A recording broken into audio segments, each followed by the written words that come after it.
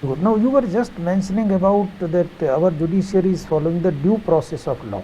Yes, sir. Then, which courts are following procedure established by law?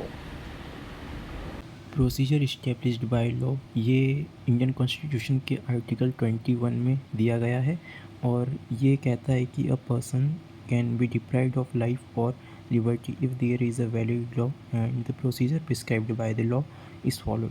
मतलब कि एक व्यक्ति की आज़ादी और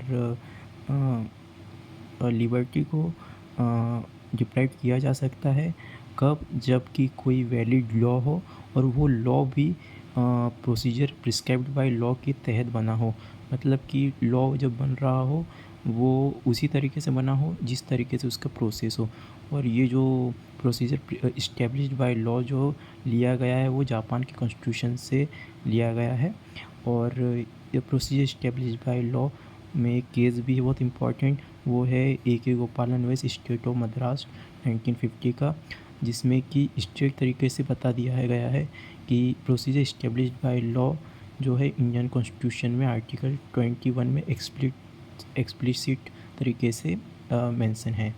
और ड्यू प्रोसेस ऑफ लॉ जो है वो ये कहता है जो लॉ है वो प्रोसीजर तो उसका सही होना चाहिए, लेकिन उसके साथ में जो लॉ है वो फेयर, जस्ट एंड रीज़नेबल भी होना चाहिए।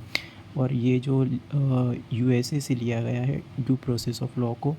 और इसमें एक इम्पॉर्टेंट केस है Maneka Gandhi versus union of India 1978 का, जिसमें कि सुप्रीम कोर्ट ने कहा है कि procedure under article 21 must be fair, just and reasonable.